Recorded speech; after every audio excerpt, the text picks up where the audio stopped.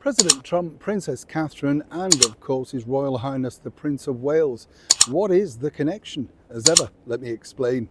Morning, lovely to see you, chums. Thank you so much for joining me today, and welcome one and all brand new subscribers. It's nice here, isn't it? This is, of course, the beautiful St Ermin's Hotel, not too far away from Westminster and the Palace of Westminster. If you are one of those history buffs, I know there's many of us that love this sort of stuff. They have a secret tunnel. I've mentioned this before. And when people used to have a secret drink here, you know, MPs back in the day, yes, you know, the sort of Edwardian, Victorian times, well, they could sneak back into Parliament without being seen and sort of recover. You know, there was a sort of coffee station at the other end where they could quickly gulp down some caffeine and apparently come back to life in time to take the vote. You see, whatever you think about your politicians, there's always something else behind the scenes that you don't know, isn't there? And there's still the bell here that apparently it used to ring in the House of Commons, and then they would know to go back underneath. Fascinating stuff, isn't it, when you look at it? Many famous people have stayed here also because it's 2 minutes away from Caxton Hall, which is and was the place, if you're a celebrity, to get married. Oh yes, I like to share these little bon mots with you. I hope you don't mind. You don't, do you? No, I know. This is the thing. We're friends. It's nice to be able to... I just think it's very nice here. Absolutely.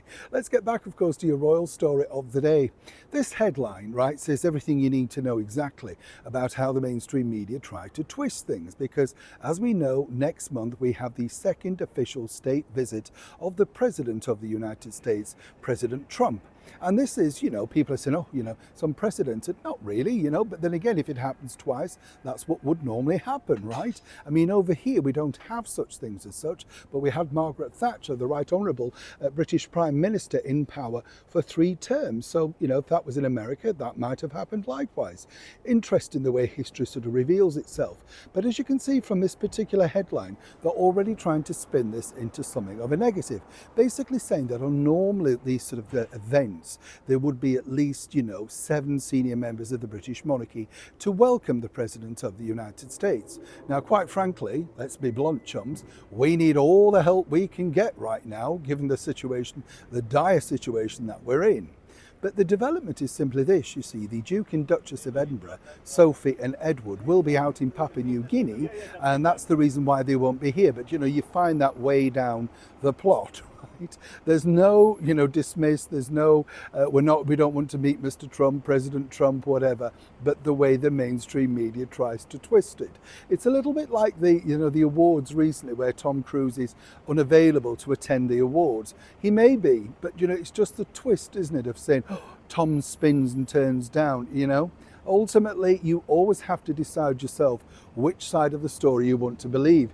Now, the one piece I can tell you that's really sweet, in fact, that has just literally come to light, and you'll read more about this no doubt nearer the time, but I'm sharing this with you first. I enjoyed something, particularly Catherine, the Princess of Wales, have enjoyed a lot of encouragement, a lot of positivity from Melania, the First Lady of the United States.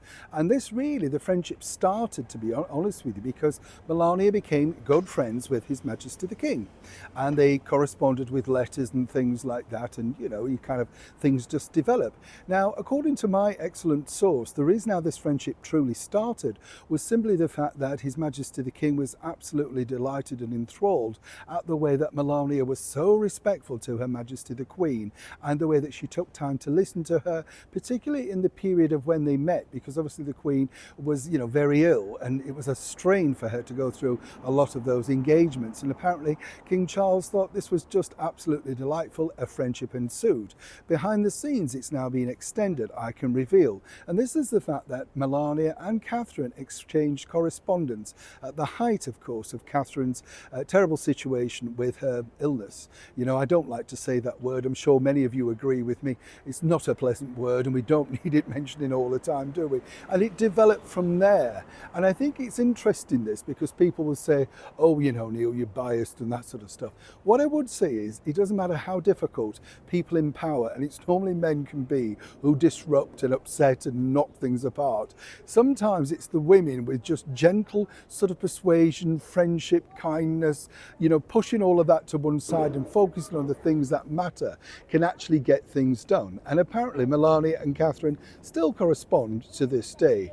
So any talk of a rumpus, a fallout, and nobody wants wanting to meet, etc.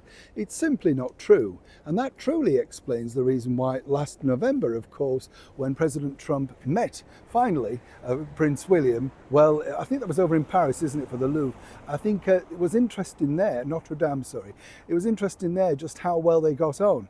And now, of course, behind the scenes, you know the reason why. It's so nice that Catherine had so much support from so many other people. I am thrilled for her. But of course, for someone like Melania, it must be very exciting too. You know, when you think the background, what she's done, all of that sort of stuff. And now, of course, she's turning out to be a wonderful First Lady. Let me know as ever what you think to this particular story in the comments below. Neil Shawn in the very heart of London.